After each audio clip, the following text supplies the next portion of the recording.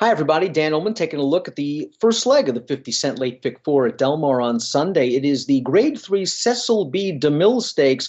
Only 6 two-year-olds lining up for their close-up to kick off the late pick four. And I'm going to take a look at the number 6, Flying Scotsman. I think he's going to be the favorite in this race. I think he deserves to be. This is a son of English Channel, winner of the Breeders' Cup Turf. Most of the English Channels really won a lot of distance. And the fact that Flying Scotsman was able to run a solid third at 5 furlongs in his career debut, it kind of hinted that this horse could run a little bit. And they stretched him out in his most recent start around a 2-turn mile.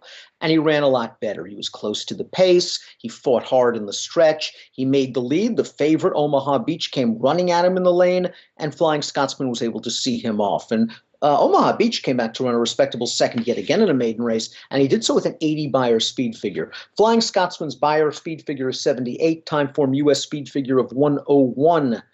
Puts him at the head of the class in the Cecil B. DeMille. He's going to be tough. Flavien Prat takes the mount. He's going to be a short price, but he's certainly, I think, the horse to beat. I think the 3 Fantastic is a horse you might want to consider. The pace situation in here is a little bit strange. Usually with 2-year-olds, you expect several horses to be a bit speed crazy. I don't think that's the case in this Cecil B. DeMille. I think in this short field, if you can get to the lead and drop the anchor, you got a big shot turning into the lane. And I think Fantastic and Mike Smith might end up being the speed. That's how they played the game in his turf debut, going down the hill at 6.5 furlongs on October the 20th. He showed good speed that day. The pace wasn't blazing fast, but he came home nicely to defeat a next-out winner. Bob and Jackie, the runner-up, behind Fantastic, came back to score with an 80 Beyer speed figure. I think Fantastic might be the pace in this race. And if the 6-horse stubs his toe just a little bit, maybe he is able to hold on. I'd consider him in any kind of multiple race wagers. Rehecka was third in the Zuma Beach last time out. It was a race with a pretty solid pace, and she was up close throughout, and she did not have a good trip. And I think a good trip is coming here in the Cecil B. DeMille. I'm assuming Fantastic is going to go to the front. And I think Rehecka is either going to take up a spot outside of that horse, or he is going to sit in behind the lead while saving ground. I think a good trip is coming. He is a winner over this distance at Del Mar. That was his maiden win back on August the 12th. I think 2 starts back, he was just way up too close to the pace. I think he sort of found himself as a runner that is tactical enough to sit just off a horse and finish strongly. And in that race last time out, the 8th place horse, a horse well beaten by this one, came back to win with a 75 Beyer and the non-winners of one other. Takeo Squared finished just behind Rehecka in that Zuma Beach. Didn't break very well. It's kind of been the story of this horse's career. He just is bad out of the gate, and he puts himself behind the 8 ball in terms of a pace situation, in terms of a trip setup. He came with a good run. He was only beaten 4 lengths that day. I think this horse has some ability, seems to be improving from start to start, but I just hate playing these one-run closers, especially if I think the pace might not be very fast up front. Takeo Squared, a horse I would use underneath. Irish Heatwave made a very nice and promising turf debut. It was his route debut as well.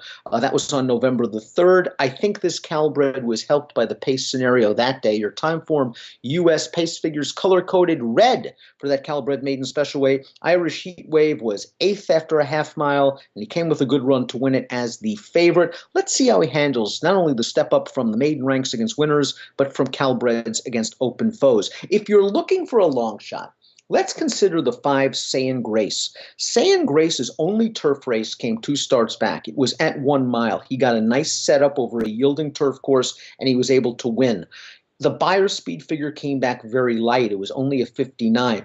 But in his subsequent start, the Arlington-Washington Futurity, he ran into a really strong field on the synthetic. Big Drink of Water, the winner of that race, came back to win the Fitz-Dixon Memorial.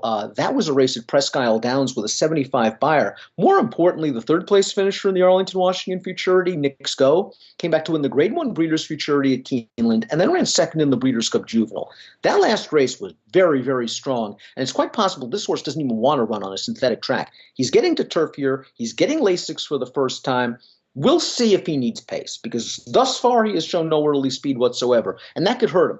But maybe this is a horse that could make a run under Drayden Van Dyke and spice up your exotics. I think the 6 Flying Scotsman has enough ability to get it done, and you also want to use the 3 Fantastic. Try to have this race covered a little bit. Fantastic on the lead, Flying Scotsman from just off it. I'll go 6, 3, 2, and 1 in the Grade 3 Cecil B. DeMille, one of 2 grade stakes races at Del Mar on Sunday. Best of luck.